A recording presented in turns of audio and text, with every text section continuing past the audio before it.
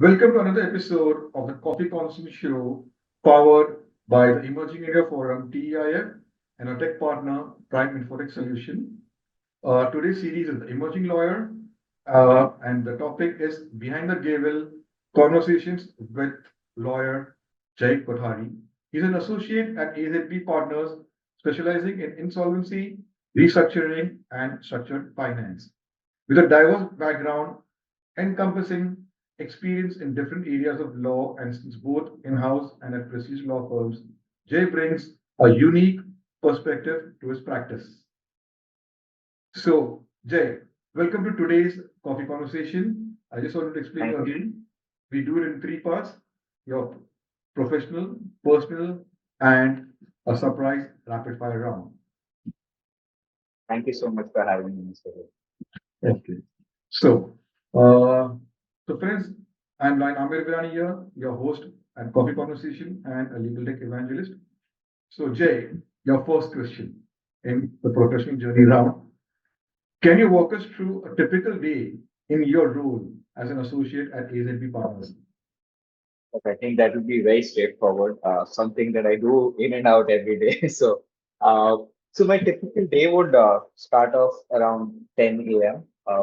Start by looking at all my 100 emails, prepare a chart for what are my pending deliverables, what are the calls I have, meetings I have during that day. And I plan out my day. So the first 30, 45 minutes of my day I spend planning it out. After that is regular calls, emails, lots and lots of emails, working on agreements. And given that I work in the restructuring and insolvency domain, there are a lot of insolvency process related documents that we draft and review, which would include, drafting a resolution plan or even the documents for implementation of a resolution plan itself. And then I typically would have about 2 to 3 meetings scheduled on a regular basis. And this could include, of course, virtual meetings. That's about it. But of course, the no day is as mundane as I've just made it sound. It's much more than that. We all make sure to take quite a number of breaks in between. So it could be like very short 5 minutes breaks. But I think those breaks are very important to keep all of us productive and running throughout the day. And it also just adds a touch of entertainment and refreshment in our lives as associates at AZB. So yeah, that's pretty much my day at AZB on a regular basis. Interesting. Now, Jay, why did you select this niche of insolvency, restructuring, and structured finance? That's a little difficult to answer, but Mr. Virani, so I'd actually not started my career in the legal field as a law firm professional. I started as an in-house lawyer, and I was working with a company called Tejas Networks Limited, which is based out of Bangalore.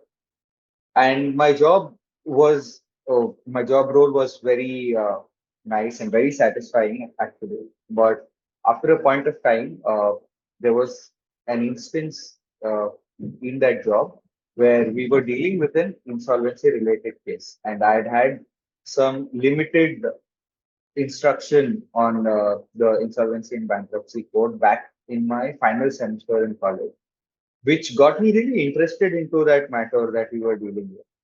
And then I was actually instrumental in, solving that issue for the company.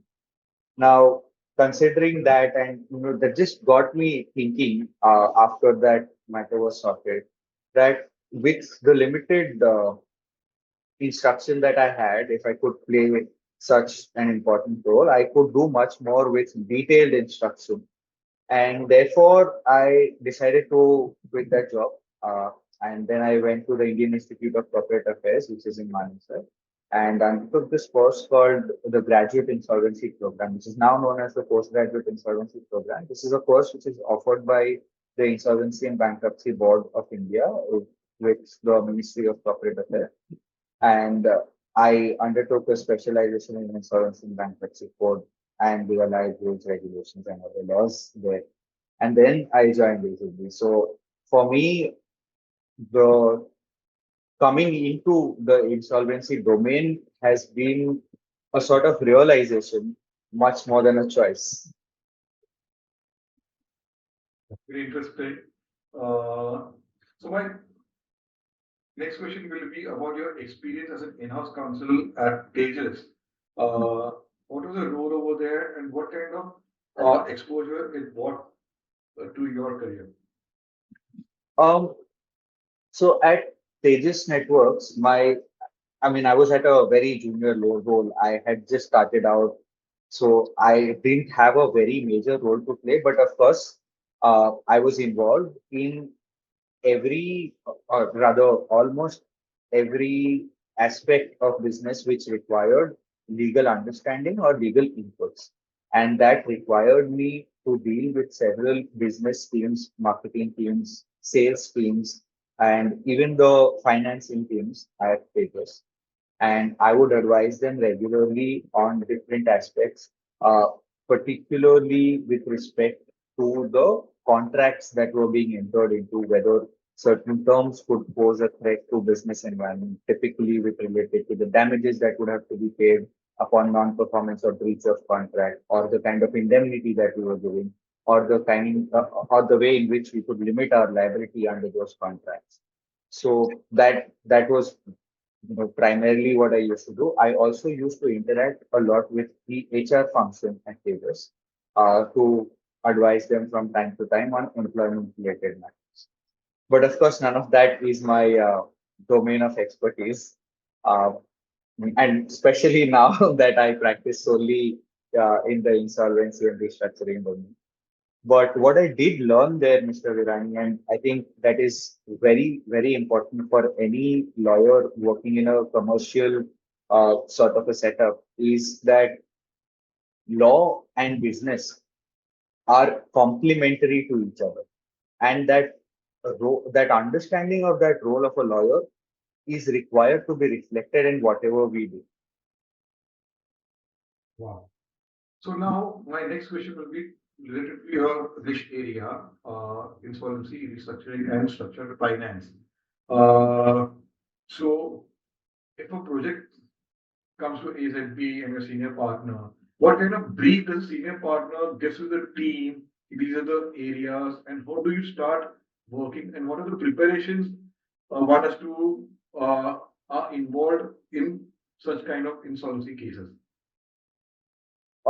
So typically what would happen is that the partner would select a team of people that they want to work with on that particular matter.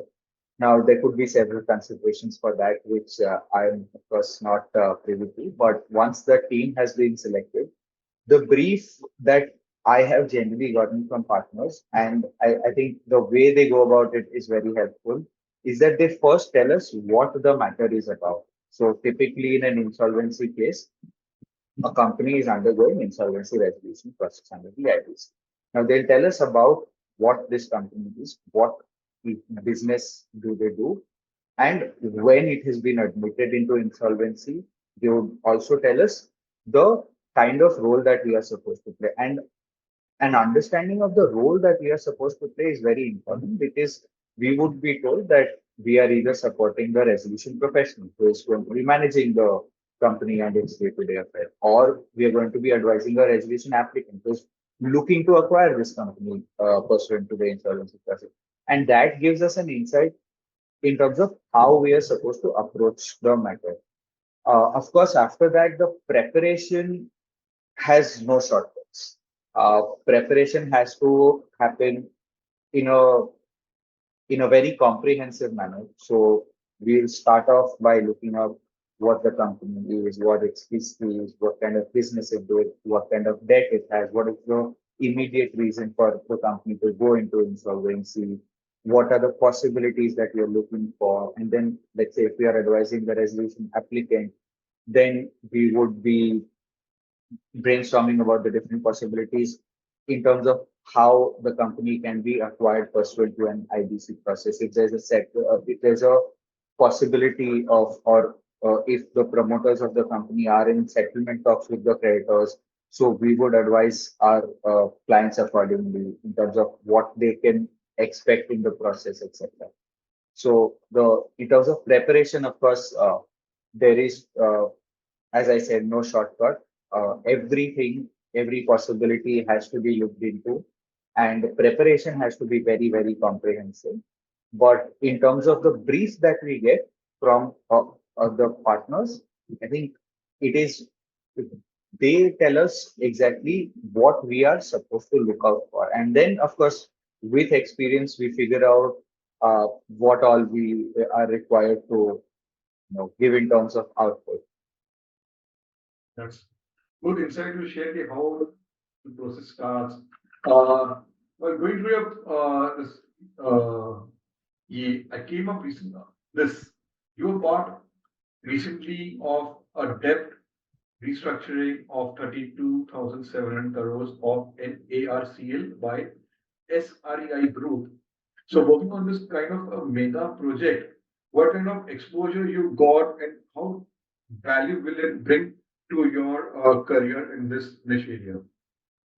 I think working on projects like this is a little it, it's very exciting for sure, but it's also a little intimidating at the same point of time. And that is because the stakes are so high. There is very little possibility or room for going wrong.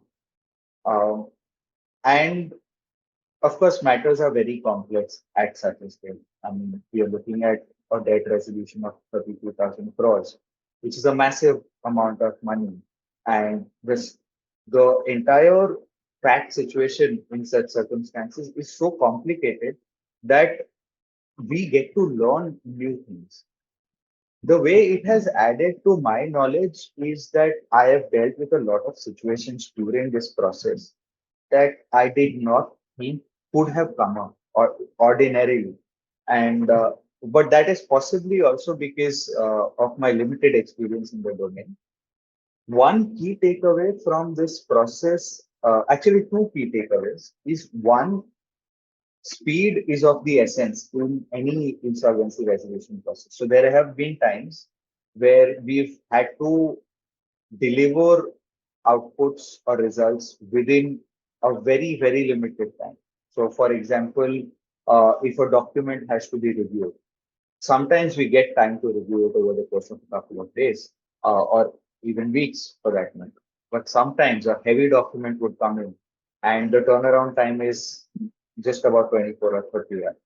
And that's not just this case. There have been several other matters as well where the turnaround time is very limited. So that is one key takeaway. And the second takeaway from this and all other big matters that I've been part of is that it is very important to maintain your composure, to be diligent even when you are running against time, and to be true to yourself to come up with the best outcome in anything. That's interesting. Uh, Now let's go back to your early days, starting as Okay. a paralegal. How did being a paralegal contribute to your legal career? Uh, if I may say this, being a paralegal has not contributed to my legal career in any manner. I do not say this out of arrogance or anything. This is simply because I never considered myself to be a so if I just throw some light on how I became a paralegal and when I became a paralegal. So Okay. after having completed 1 year in my role as an in-house counsel at Vegas, when I went to the Indian Institute of Corporate Affairs for this specialization in insolvency and bankruptcy, after spending about 9 months in classroom training there, I joined AZBM Partners as a paralegal because I was still completing that course. That course is a 2 year long course. And as a part of that course, the practical training requires us to undertake some sort of an internship or paralegalship experience with market players. So I joined as a paralegal, but I never considered myself as one. I considered myself to be a fully qualified lawyer Yes. who was there to, provide his productive and valuable inputs to any matter that he was put on. Having said this, I think my time with that designation has, of course, taught me a lot of things. Two things I would say again that most important was one was humility, that no matter how much you have in terms of your laurels or achievements, the ability to begin at a position or at a designation which you may or may not think suits your circumstances is is what that position and that time taught me. That humility in that sense is very important. And second thing that it taught me is that dedication to work, discipline, commitment is not a reflection of your designation. It is a reflection of you. So even while I was a paralegal, I was working as a resource who could provide valuable inputs without, shirking off any sort of responsibility just because I was a paralegal or my designation was that of a paralegal. That's very, uh, what do you say, you're being humble and putting forward in way you are and you will, you're fully qualified as a legal professional, but only thing the, what do you say, naming confusion Yeah. of in the industry is there. So now, Jay, uh, insolvency is what you say evolving every day. How do you keep updated with the latest developing changes happening in this area of insolvency, restructuring, and structured finance laws? So we do a couple of things. As a team at AZB, we have weekly sessions where the associates come up. So all of us gather in a room and all the associates, they make presentations on case laws or, the most recent updates to the regulations in the insolvency law. That is one way that we keep up with the latest updates. Another way that we keep up with latest updates is these days there are a lot of WhatsApp channels that disseminate information. Some of those channels are dedicated to the insolvency and structured finance domain. So they send out a lot of information out of which we absorb whatever we can. So that's how we keep up. And of course, sometimes while we are working on a matter and we have to do some research, we come across new things that we may have missed out in the previous two ways of keeping up with the updates in the insolvency. That's interesting. Um, so my next question will be, how important is technology in a lawyer's career? Hmm, It's very important. There are a few legal tech tools that I think we use on a very regular basis. And I really don't imagine my life as a lawyer being easy without a few of those tools. So to begin with, the most basic research tools, and I think the most important, uh, in my humble opinion, are two research tools called SCC Online and Manukata. They are a repository of judicial precedents that have been accumulated over several decades, and they give us the relevant judicial precedents in a matter of moments, and that's very very helpful when we are working on any matter. Apart from that, I think corporate lawyers like these days we have two more tools which are very important, and they play a vital role in what we do as corporate lawyers. One is a tool called Foxit. Foxit is a tool that we use to read and edit or view PDF documents. Now, that is generally we've all used other software to view PDF documents. So, but the difference or the USP that Foxit brings in is that it gives us the ability to edit PDF documents. It gives us the ability to merge PDF. documents, to separate PDF documents, to also comment on PDF documents. So sometimes what happens is when we get PDF documents to review, we can't really comment on it like we would do generally on a Word document.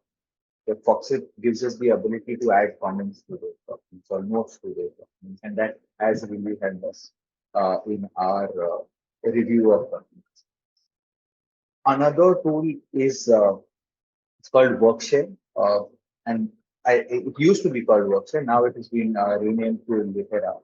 Now that tool is extremely important because it helps us do something called a red line. So typically when we are working on different versions of the same document and we would want to see which party has made what changes to that document during the course of negotiation, we would run a red line. Now, if these documents are both in Word, then yes, of course, we can use Microsoft Word to run that red. But if these documents are in PDF form or even PowerPoints for that matter, Litera helps us do it.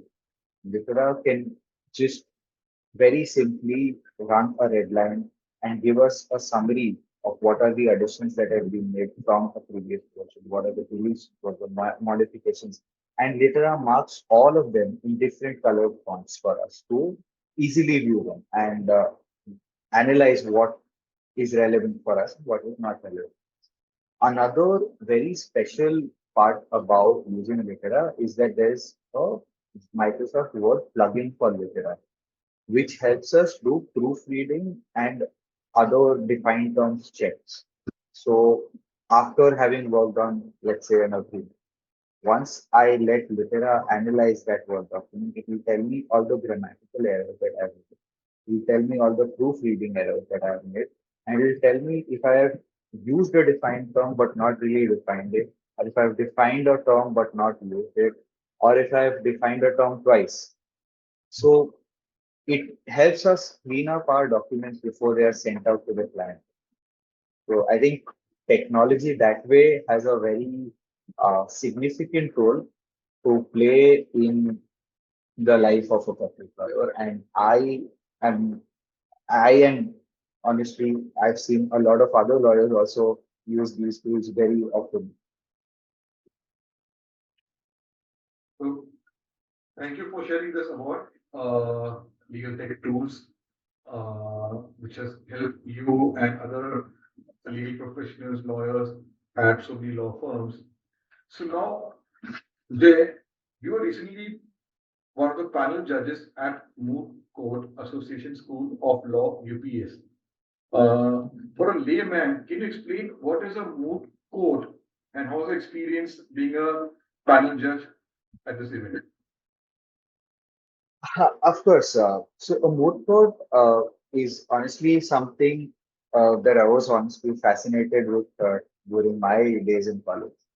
The reason I was fascinated with and with moot courts, and a lot of law students continue to be so, even today, is that moot courts are, if I may say so, a simulated courtroom exercise. So, law students go to these competitions. There's a panel of judges, and there are two teams representing different parties in the same matter.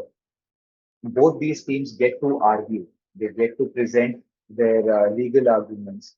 They get to convince the bench or panel of judges in terms of why their argument is correct. They come up with the most innovative, the most creative thoughts, uh, and of course, which are backed by very strong legal provisions and well-established judicial precedents. So that, in short, is a moot court competition. The experience of being a panel judge was very enriching, honestly, because one, I have been a part of a lot of moot court competitions back in college, and that was a very different experience in terms of me presenting arguments. This time the tables had turned, or rather, I was on the different side of the table, and I was judging the arguments that were being presented. So there was a lot of convincing that the participants did, and a lot of creative arguments had come up. And it was a very enriching experience to see how young legal minds are shaping today. Wow. Thank you for beautifully explaining Moot code. Because a non-legal person or from not from the legal fraternity, uh, I hear about moot court, but how to explain to a parent what is a moot court? You explained beautifully, and your experience being panel judges in so many moot courts has added value to a conversation. So my last question, uh, Jay, in this your professional journey would be: what advice would you give to law students who aspire to specialize in insolvency and restructuring? Uh, I think couple of things. One is don't shy away from money. Well, fortunately or unfortunately, the legal field is one which demands a lot of hard work, and there are no shortcuts. The stakes are more often than not very significant, and we can't make a lot of mistakes. There is not a lot of room to make a lot. Uh, and therefore, hard work is one thing that is definitely going to help every law student become a good lawyer. Second, of course, hard work alone does not take us anywhere. So the second thing is discipline and diligence. No matter how difficult or excruciating the circumstances can be, or no matter what is going on, any work that we as lawyers undertake requires diligence, dedication, and it has to be done with a certain amount of discipline. Otherwise, the work product may not be up to the expectations of the client. And client satisfaction, of course, is very important uh, for all of us as lawyers. So I think these qualities would certainly go a really long way in shaping up a law student's career. And apart from that, yes, of course, we'll have to read a lot and read in college to, build a base of knowledge, information that would help us grow as lawyers and keep reading once we have qualified as lawyers to keep up with whatever is happening in the legal field so that we can provide the best solutions for our. Interesting, interesting. So let's look how Jay as a person is. For my first question, your fond memories of your childhood with your friends, family members, Jay. Uh, my family members' fond memories. I think I used to be fed every meal every day by my mother. I think that's the fondest memory of my childhood with my family. With friends, of course, I would say a lot of sleepovers I've done with my friends. Uh, Starting from the seventh or eighth standard. So a lot of fun during those sleepovers. Those are my fond memories from childhood. Wow. Now let's go to your college, Hidayatullah National Law University. Some beautiful memories over there. Uh, Beautiful memories in college. I think there are several, and choosing one of them would probably do injustice to You the have time. others. You have Uh, time. I think if I were to choose one particular memory from HNLU, I think that would be 20th July 2014 when it was my first day in college. It was orientation, and there were about 150, odd students, all in the typical lawyer's uniform, white shirts, black pants, black suits. And all of us were listening intently to the orientation speech by our vice chancellor, and we were just being inducted into the legal fraternity, if I may say so. I think that was the one moment that I hold very dear to my heart from XMW, because that was one, my induction into the system, and two, it got me thinking into the possibilities or the opportunities that the future had for me. And I think, touchwood, I've made good utilization of all the opportunities that have come to my way since. So yeah, that's my most fond memory. That's interesting. So, Jay, who has been the most influential person in your life and why? You put me in a spot, Mr. Virani, with this question. Uh, again, there are several people who have Ego. influenced I don't know who influenced. for it can. Uh, I think I'll just name two people. My parents, my mother and my father. My mother has taught me the strength in silence and resilience. She's taught me, no matter how terrible circumstances can be, if we stick with the same amount of determination on our path, then the possibilities are endless and the outcome is almost always going to be positive. My father, on the other hand, has taught me about the strength in never giving up.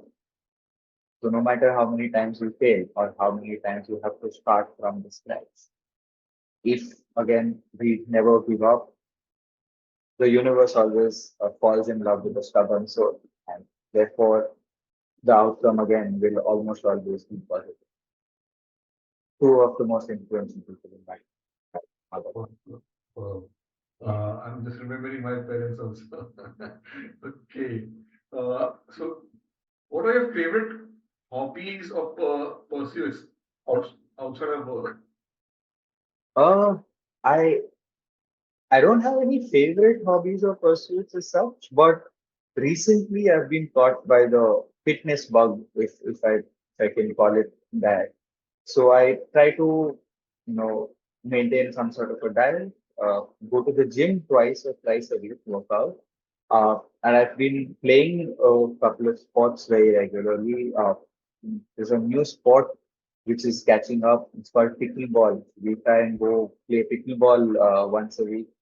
I also try and play cricket once a week. So I'm trying to keep myself active, and that's about it. But apart from that, I like reading. I read a lot of books, and I I think I try to just otherwise keep myself engaged in something or the other. That's about it. So, which is the recent book which you completed? Uh, One of the recent books that I've completed is it's a book, might be a little controversial to say here, but it's a book called Why I Killed Gandhi. And that book has the statement that Mr. Godse made before the courts uh, in his in his response to the allegations that were levied against. Anything in your bucket list which you want to do in this year to 2024? Not sure if I can do it this year, but I do have a travel destination which has been part of my bucket list for about 7, 8 years now. Uh, it's this beautiful island nation called Malta. Mhm. It's in Europe. I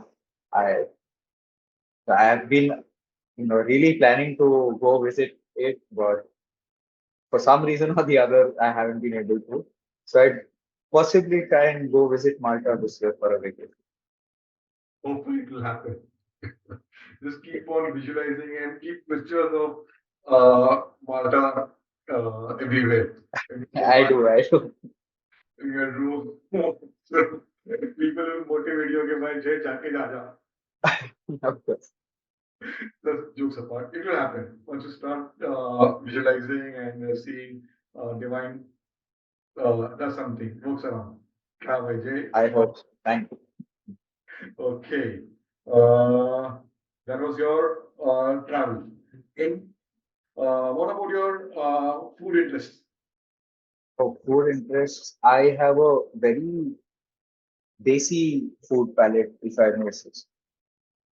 I really love North Indian food, uh, and I'm a Gujarati. So, as all Gujaratis, we are foodies of the highest order.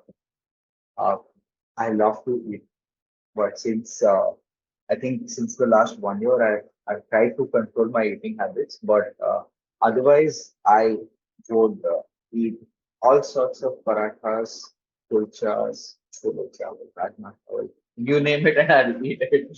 But yeah, for the last year, I've been trying to maintain a diet and ensure that I'm eating healthy and clean.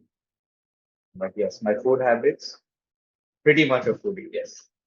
Which is a good place to go and have parathas? Um, I would say go to Delhi and have parathas. Bombay does not have. I mean, Bombay has good parathas, but Bombay does not match Delhi. Yes, that is it. Parathas of Delhi. Okay. Okay. So my last question, Jay, for your personal journey. Describe Jay in one line. Uh, this is a difficult one again, but I would quote J.K. Rowling from one of the Harry Potter books. Happiness can be found even in the darkest of times if one only remembers to switch on the light.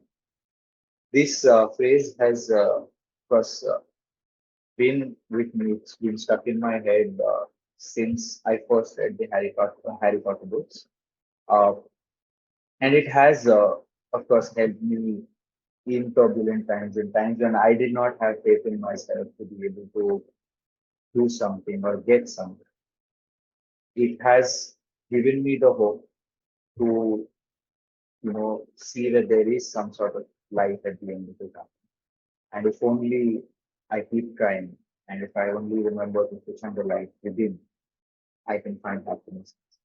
Interesting, interesting. Uh, so now let's go to the fun rapid fire round. You have to be very quickly answer, and you will get a gift. My first question: early bird or night owl? Night owl, of course, Okay. Favorite cuisine? not Indian. Okay. Uh, favorite movie? Favorite movie, ये जवानी है भैया. Okay. One word to describe your work style. My work style, clumsy. I don't agree. City life or country life? City life. Your favorite song? Favorite song, Country Roads. Okay. So Jay, you are the winner of this ebook, Top 6 Microsoft Word Tips for Lawyers. Thank Written you by so much. the author of 12 ebooks. So he will be delivered, autographed by me. So you are getting this ebook. Honored for that. Thank you. So, friends, it was a lovely conversation on the Saturday weekend we had with Jay Kothari. Lots of insights he shared on insolvency, restructuring, and structured law. So there are valuable tips for newcomer. Lot of things how this deal works through, what are the key factors to work on. So do subscribe to this the Coffee Conversation Show at YouTube channel. We look forward to another expert and having coffee with him conversation. So stay tuned, stay safe. Thank you. Thank you.